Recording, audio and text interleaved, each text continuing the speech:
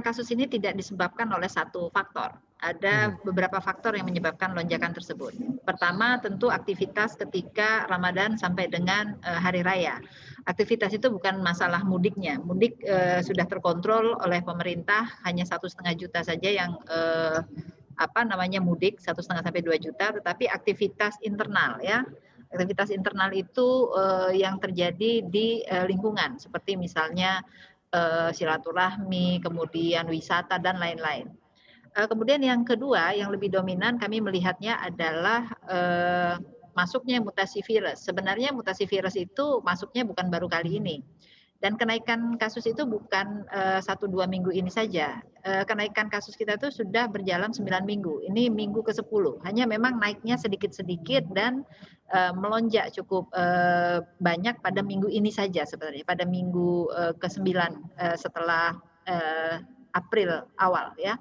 Jadi minggu kedua April dimulai naik pelan-pelan dan sebenarnya mengikuti deret hitung saja. Mulai dari 3.000, 4.000, 5.000, 6.000 dan tidak ada ribu yang terlewat sampai dengan saat ini. Tapi ada di 12.000, 11.000-nya lewat dari 10.000 langsung ke 12.000. Jadi sebenarnya itu kenaikannya sudah bisa diprediksi. Tapi sayangnya kita hanya memprediksi saja. Padahal pengendalian wabah itu membutuhkan intervensi, bukan cuma menghitung.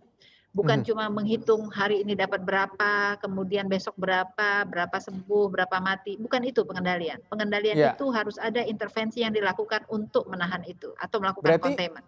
berarti selama ini intervensi yang dilakukan pemerintah termasuk di antaranya adalah upaya PPKM Mikro, bisa dikatakan dikalikan nol begitu, karena nyatanya angkanya terus bertambah setiap harinya di angka 12.000 kalau Anda melihatnya? Ya, jadi penambahannya itu kalau menurut saya karena dia mengikuti deret hitung artinya pengendalian dalam 3 bulan ini tidak berjalan efektif.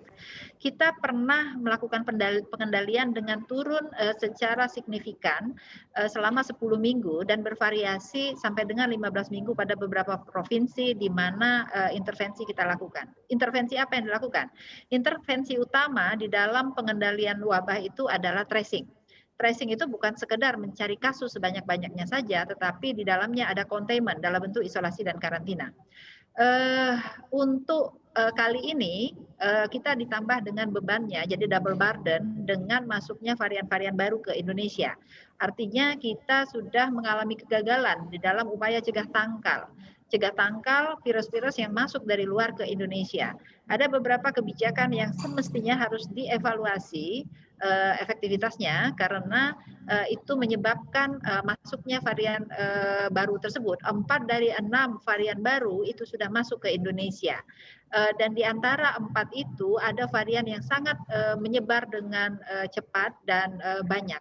Nah ini yang menjadi concern kita.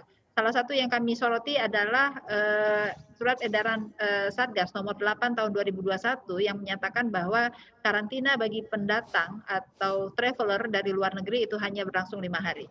WHO masih menerapkan 14 hari, walaupun di situ dikatakan bahwa itu bisa self karantin atau karantina mandiri. Tetapi siapa yang mau mengawasi orang-orang untuk melakukan karantina mandiri? Beberapa negara sudah melakukan ban, tidak memasukkan, tidak boleh masuk mereka-mereka yang berasal dari Asia Selatan. Setidaknya 3 negara yang kami lihat melakukan itu, antara lain Inggris, Amerika, dan Singapura. Mereka karena sulit untuk melakukan karantina selama 14 hari, maka mereka langsung ban saja tidak boleh masuk atau kita sebutnya travel restriction untuk warga negara India dan negara-negara Asia Selatan. Mhm. Amerika kalau tidak salah 6 negara Asia Selatan di ban tidak boleh masuk. Sama saja Mhm. dengan kita tidak boleh masuk ke Arab Saudi itu kan sebenarnya prosesnya sama. Jangan lupa untuk download aplikasi CNBC Indonesia yang tersedia di Play Store dan juga App Store untuk mengikuti terus perkembangan informasi seputar ekonomi dan bisnis terkini.